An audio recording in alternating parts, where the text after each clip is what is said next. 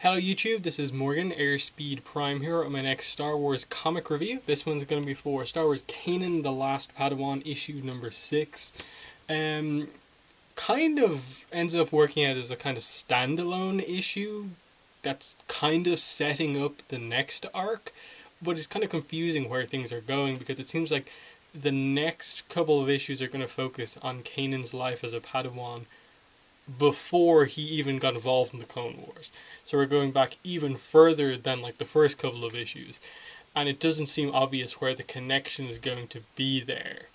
And so it ends up that this is just this weird kind of issue where Kanan returns to Kalar and just kind of has the kind of similar reactions of like he doesn't really want to encounter the people that he knew from that time because it holds bad memories from him and he's a different person now and he doesn't want to encounter them, and he seems all jumpy and the crew kind of notice this, and then most of the time it's focused on him alone as well, and then he does encounter some of the characters that he knew, and then the way it ends is just really weird. To some extent I didn't get what this comic was trying to actually accomplish, nor where it's setting up. Because to me, the way this comic ends, the next issue shouldn't be a flashback, it should be a direct continuation of where this is. It seems weird, just this issue.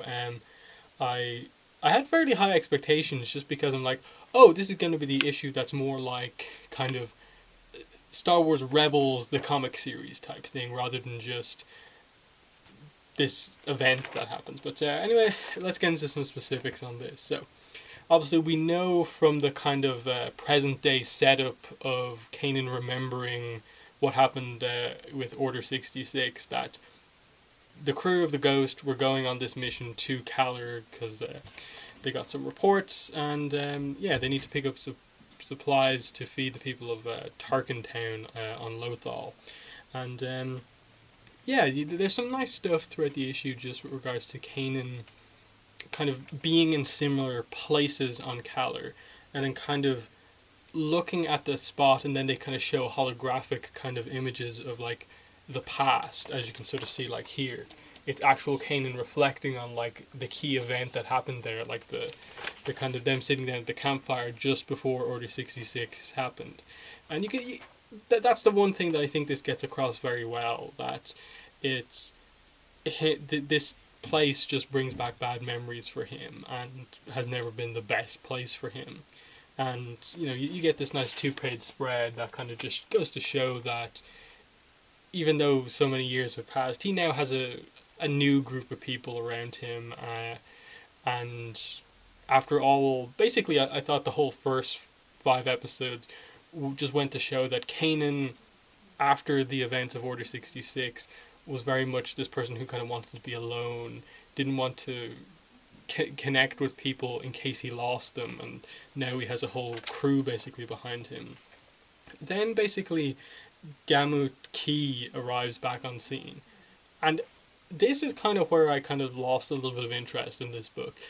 This guy, I struggle to remember what his role in this series was, as this kind of antagonistic character who is kind of the counterpart to Casimir, who is kind of Kanan's kind of mentor in the ways of being a thief. And we have here, he's introduced, he's the provincial governor of Kalar with full imperial authority. So he's an imperial basically at this point in time.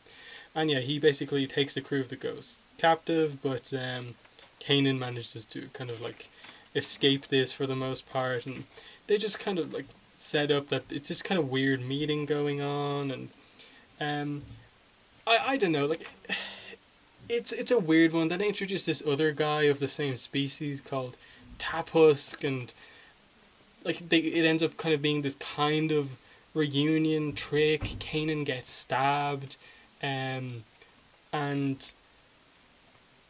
it's weird. He makes a kind of deal with Gamut Key that he's gonna allow the crew of the Ghost to kind of do stuff, but because he's an Imperial, he's gonna kind of sanction them, kind of. It I just don't get this. I didn't think it was a particularly good issue overall. I it just like I've read this a couple of times and I still just don't get what they're going for here. It's mainly because of where they seem to be going with like the next issue. But basically, it ends like he gets stabbed in the shoulder. It doesn't seem all that serious at the time, and then basically he goes to communicate with the ghost and just says everything's okay, and then he collapses onto the ground, and we just end with this like last page of like, I hate being on Calor, and he gives all the memories of the characters who he met on Calor, and it says to be continued, but then we get like next issue, young Kanan and stuff like that. So I'm very confused as to what exactly is going on here. I assume what they're going to be doing over the course of this series is that we're going to very minorly focus on the present day Kanan story, basically the stuff that most of this issue focuses on. And then we're going to get flashbacks every so often to basically explain his backstory further. And events in his backstory will link into stuff that is happening in the present day.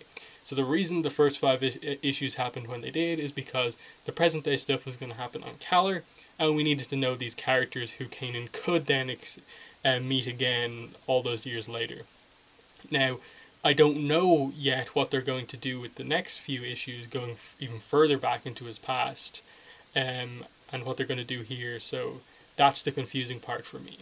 So, overall, I don't think it was a particularly good issue, because it was one of those things where just like, I don't feel Gamut Key is a strong enough character or memorable enough to make me have any sort of a reaction to him showing up again and trying to make some sort of a deal. I think the only character I would have had any sort of reaction to would have been Kanan meeting Casimir again, which I think they'd set up reasonably well, that was the character we want, but we didn't, and I was just very confused. So that's the review. Apologies if I came across overly negative, but I just read this issue and was just left a little bit confused. I read it again, felt similarly, and to this point in time I still don't really understand where they're going. And maybe it's just in general that I amn't massively interested in the kind of plot they seem to be going with, and most of my interest is just in Kanan as a character. But maybe that I personally think is a failure on behalf of the writing in what's going on. But I'll end the video there. In the comments, if you have any thoughts on the issue, leave them in the comment section below. Other than that, thanks for watching, and bye.